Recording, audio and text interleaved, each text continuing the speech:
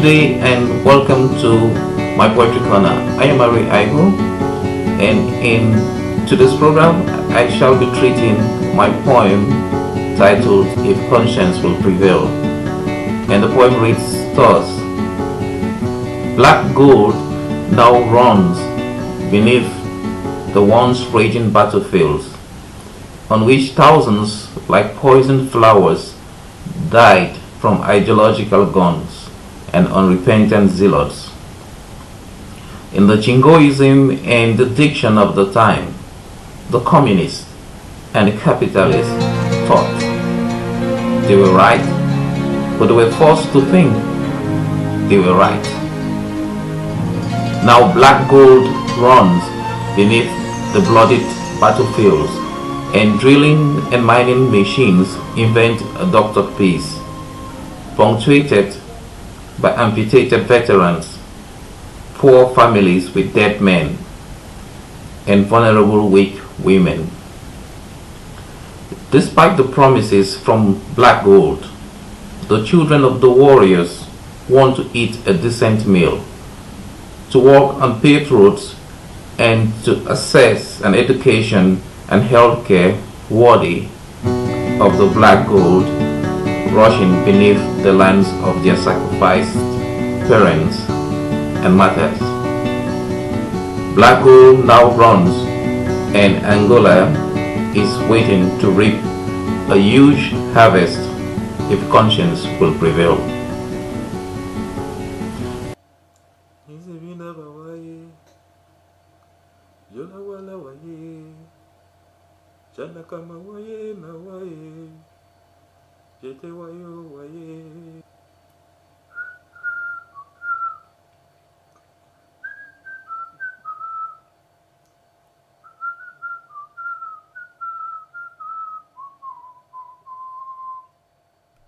So let's get on to the nitty-gritty of the poem and how it was crafted and relevant to our society.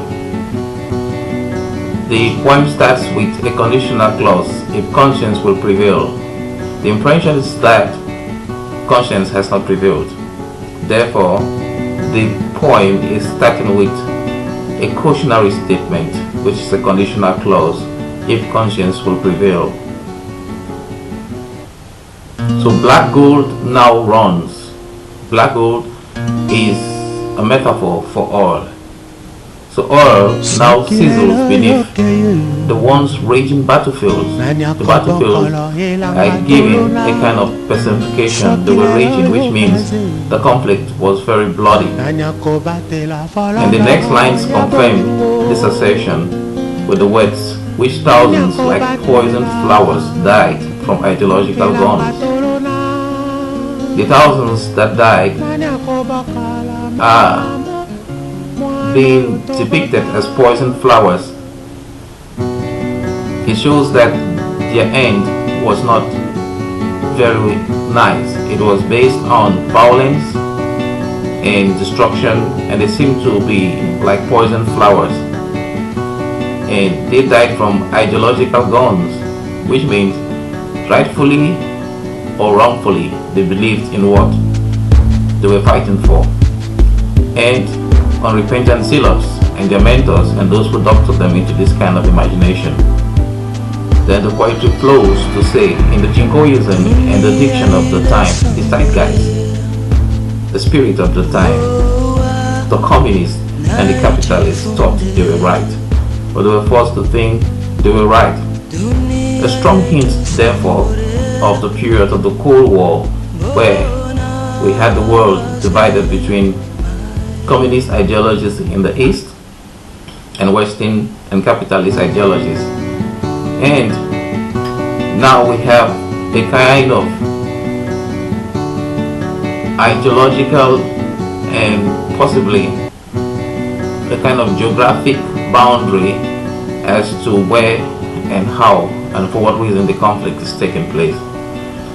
And it moves on to say, now black gold runs beneath the bloody battlefields, and drilling and mining machines invent a doctored peace, punctuated by amputated veterans, poor families with dead men, and vulnerable weak women. So the figurative aspect of these lines are very huge. So because of the black gold that is running beneath these once raging battlefields, peace seems to have come. And the peace is given several qualifications. It's a doctored peace. Maybe it was just done in order that the communities can benefit from the natural resource beneath the once raging battlefields, or maybe it was in recognition of the fact that why do you lose lives whereas you have some reasonable resource beneath your soil. But even though this peace came, it is said it was punctuated by amputated veterans, which means there is a form of alliteration in this particular sentence. It reiterates the fact that all was not well for the peace, because in the society you had amputated veterans, poor families with dead men, no leadership, and there is a description of women as weak and vulnerable. This is a somewhat kind of hyperbole to enhance the destitute and weak position that the women and the whole society was facing after the conflict, and even when the black gold was found to be rushing beneath the once raging battlefields. Then the poem flows. The children of the warriors want to eat a decent meal, to walk on paved roads, and to access an education and health care worthy of the black gold rushing beneath the lands of their sacrificed parents and martyrs. So we see that the conflict has also created a kind of generation that is also wanting to benefit for the reasons why their parents were sacrificed in the first place. Now that they have discovered resources, they are even more expectant that their education, their healthcare facilities will be beefed up, and that they will walk on paved roads, not the dusty lanes that were characteristic of an undeveloped society in conflict. They want a life that is decent, they want a meal that is decent, and therefore we see that the situation, despite the doctor peace, is still clamoring for some kind of social reform. Then the parents are described, or the warriors are described as parents and martyrs, which means there is a kind of softening of the perception we have of the soldiers who enhance a kind of bloody battle.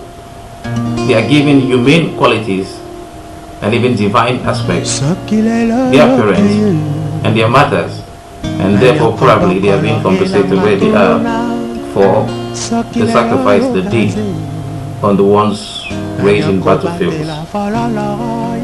Then we go on to the alliteration again. Black gold now runs, and Angola is waiting to reap a huge harvest if conscience will prevail. We now have a clear geography and situation of the drama. It is Angola that was torn between socialist and capitalist based militia or groups, and that had a conflict that lasted a couple of decades, and now it is benefiting from black gold rushing beneath the once raging battlefields. So the children of Angola in this poem are saying we want to benefit from our resource.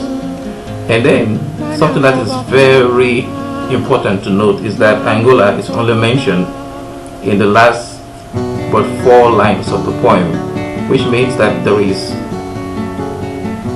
a poetic or literary intention to involve more people into the literature of this poem, because what is relevant to Angola affected so many people of the world. But then, in order not to discourage the audience in the early part of the poem, I decided to carry the literature that was inclusive right down to the last 4 lines in order to be specific about what the poem is talking about. But in another way, it means that Angola is symbolic of the plight of those places that have gone to war and are now blessed with natural resources and need their leaders and their citizenry to come together to make sure that their children can benefit from the resources and can move on from the pages that were bloodied on the battlefields. And so the children are waiting to reap a huge harvest if conscience will prevail.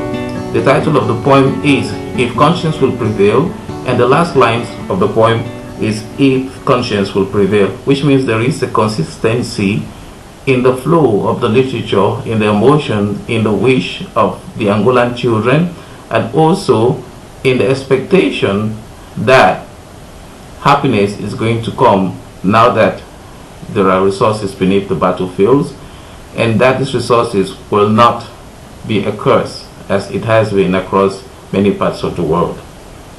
So the poem is a poem that clamors for change, for well-being, as well as for understanding of issues about the history of Angola, which is also relevant to the history of the world.